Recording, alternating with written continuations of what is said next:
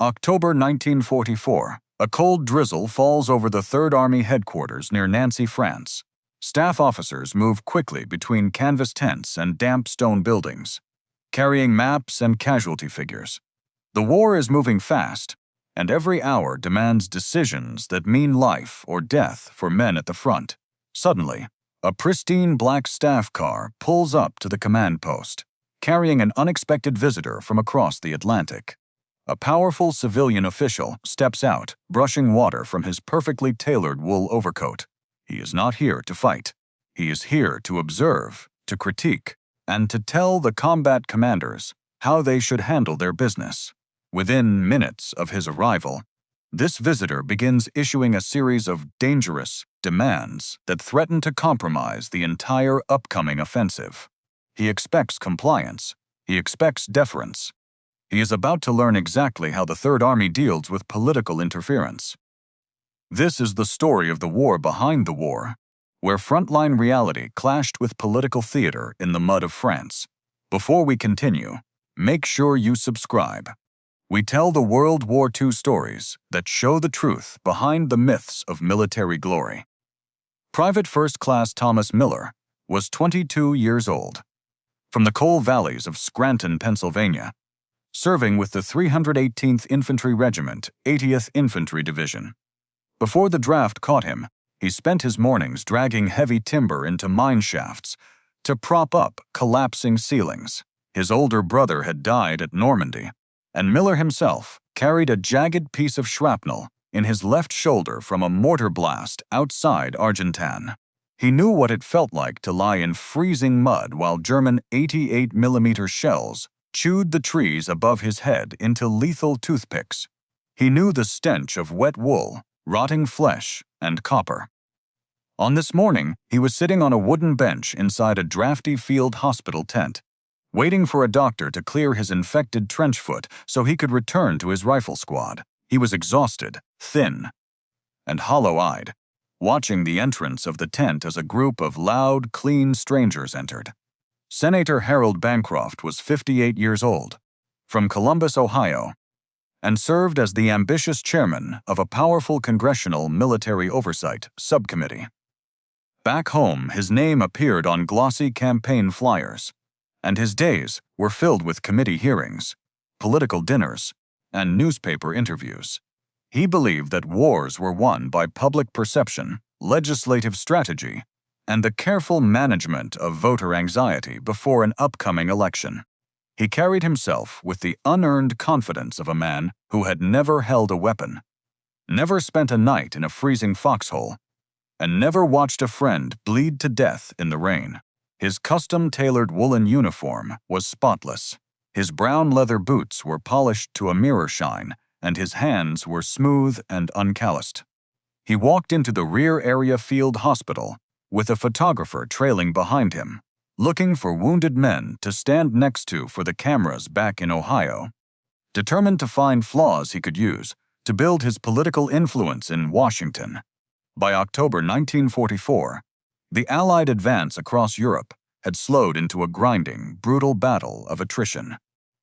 The rapid breakout from Normandy during the summer months had turned into a desperate race against the clock and the weather.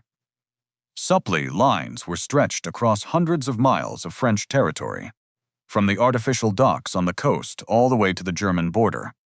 Fuel was scarce, ammunition was strictly rationed, and winter was arriving early, bringing freezing rain that turned fields into deep lakes of mud. In Washington, political leaders were growing increasingly anxious about the rising casualty lists as the national election approached. Many high-ranking officials in the War Department and on Capitol Hill began to advocate for a more conservative strategy, suggesting that the armies should halt, consolidate their positions, and wait for better weather in the spring.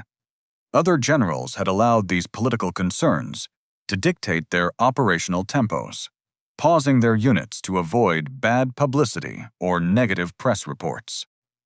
They allowed committees to second-guess their tactical decisions from across the ocean, letting politicians dictate the speed of military maneuvers. But the Third Army did not operate on a political timetable, and its commander refused to let the anxieties of Washington bureaucrats determine the fate of his men. To Patton, hesitation was the greatest sin on the battlefield, a failure of nerve that only gave the enemy time to rebuild his defenses and lay more mines. He believed that an aggressive offense was the only true way to bring the slaughter to a swift end. Now, that aggressive doctrine was about to collide directly with the careful calculations of a career politician who had just arrived at the 3rd Army headquarters. Major James Campbell, a 34-year-old physician from Philadelphia, serving with the 35th Evacuation Hospital, walked along the rows of canvas cots, checking medical charts. Senator Bancroft moved through the tent behind him, pausing occasionally to let his photographer capture the flash of a bulb next to a bandaged soldier. The senator stopped at the edge of the ward, looking at the crowded conditions, then turned his gaze toward the medical officer with a look of visible disapproval. "We need to discuss the conditions here, Major," Bancroft said. "The hospital is operating at full capacity due to the recent fighting," Campbell answered. "The quality of the mess at headquarters is entirely insufficient for visiting dignitaries," Bancroft said. "My concern is the medical supply line, Senator," Campbell said. "Furthermore, the troops in this rear area lack proper recreation facilities," Bancroft said. "The men in these cots were at the front 48 hours ago," Campbell said. "That is precisely the issue," Bancroft said. "I do not follow your meaning, Senator," Campbell said. "Patton must consider a more cautious approach to minimize casualties before the elections back home." Bancroft said, "Military strategy is decided by the command staff," Campbell said. "The public perception of these casualty lists is a serious political problem," Bancroft said. "My problem is treating the chest wounds," Campbell said. "A slower advance would preserve American lives and satisfy the voters," Bancroft said. "Slowing down gives the enemy time to dig deeper trenches." Campbell said, "I am the chairman of the Oversight Subcommittee, and my recommendations will be treated as gospel in Washington." Bancroft said, "The general does not plan his offensives around political campaigns," Campbell said. "Then the general will find his supply allocations and command assignments heavily affected by my report," Bancroft said. "I am a doctor, Senator, not a politician," Campbell said. "Your commander needs to understand that political theater dictates combat reality in an election year," Bancroft said.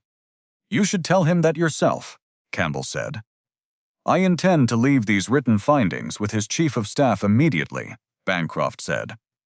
"I will contact headquarters and inform them of your recommendations," Campbell said. The report reached Patton within the hour. Patton arrived within the hour. His open-top utility jeep rattled into the gravel courtyard of the hospital compound, its metal frame splattered with thick European mud. The 3-star plates on the bumpers had been hastily swapped for 4 sparkling silver stars that caught the gray afternoon light, and his polished helmet liner gleamed despite the steady, cold drizzle. He stepped out of the vehicle with a precise, deliberate movement, his hand resting naturally near the grips of the ivory-handled revolvers, buckled tightly around his waist. Every officer, orderly, and walking wounded soldier in the immediate vicinity froze, snapped to attention, and held their breath. The general walked straight past the administrative tents and entered the main ward unannounced. His boots, striking the damp wooden floorboards with a sharp, rhythmic sound, he did not raise his voice. He simply stopped at the foot of the wooden table, where the visiting politician sat reviewing his handwritten notes. The general stood completely still and studied the civilian official for a long, quiet moment before he spoke. "Senator, I understand you have spent some time examining my rear areas this morning," Patton said. "I have spent 4 hours conducting a thorough fact-finding tour of your command," Bancroft said. "And you have generated a list of tactical recommendations based on that 4-hour tour," Patton said. "I have, and I find your headquarters mess insufficient, and the troop recreation facilities lacking." Bancroft said, You also believe my offensive doctrine requires a more cautious approach to protect your upcoming election.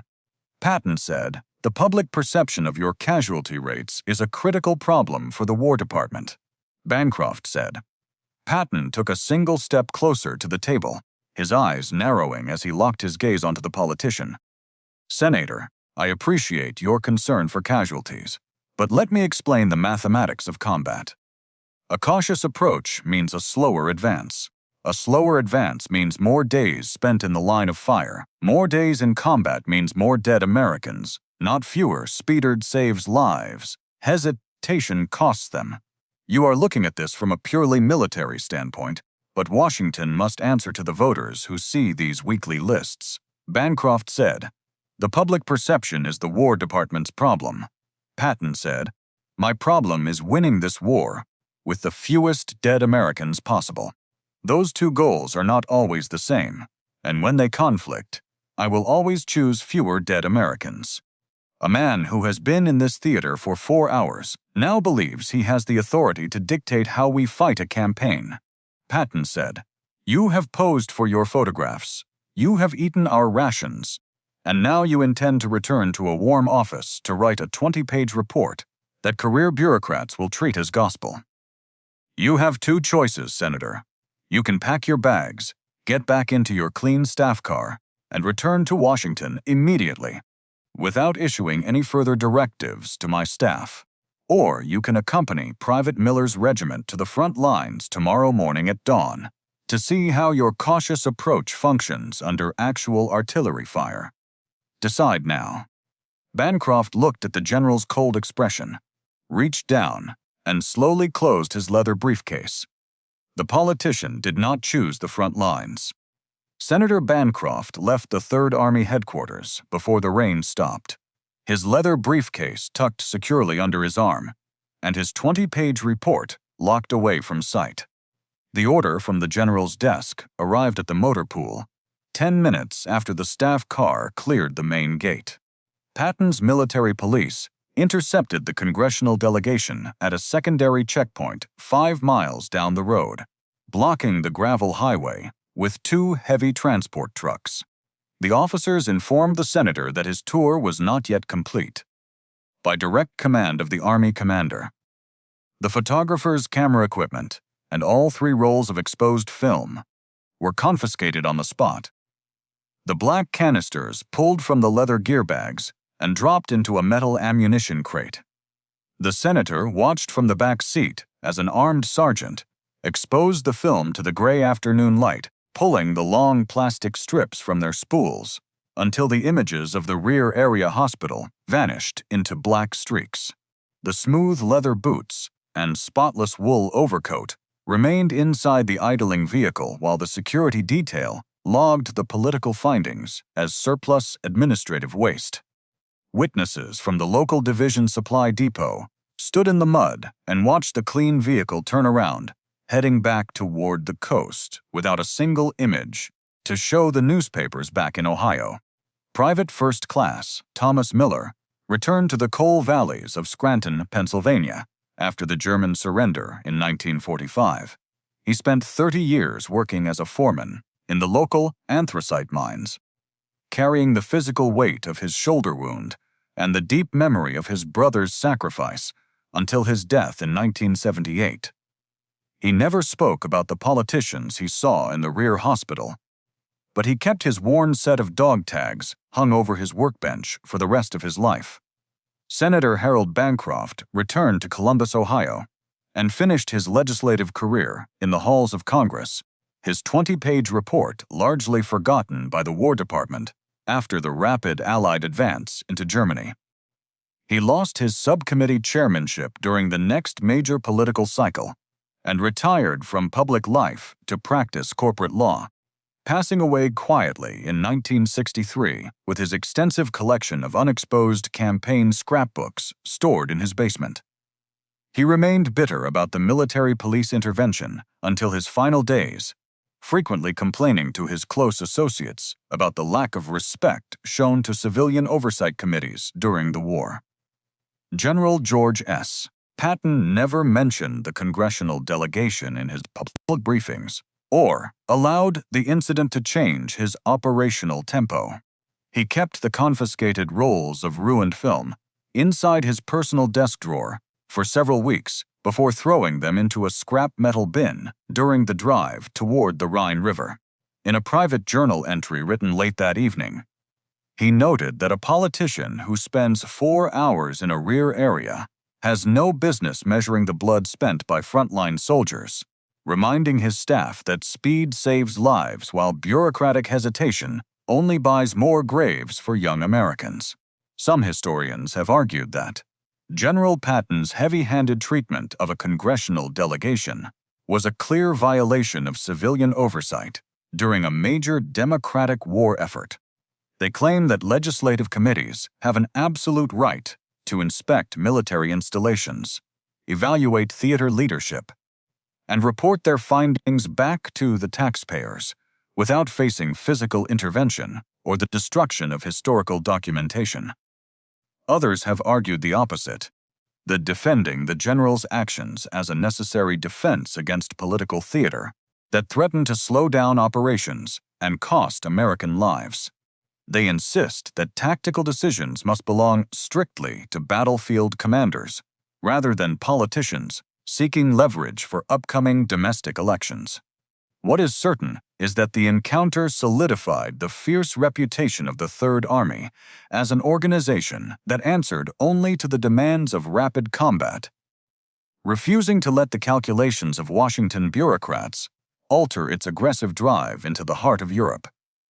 If you had been in Patton's position, would you have done the same, or would you have accepted the political interference to protect your career? Let us know in the comments. And if you want more stories about the truth behind the myths of military glory, make sure to subscribe.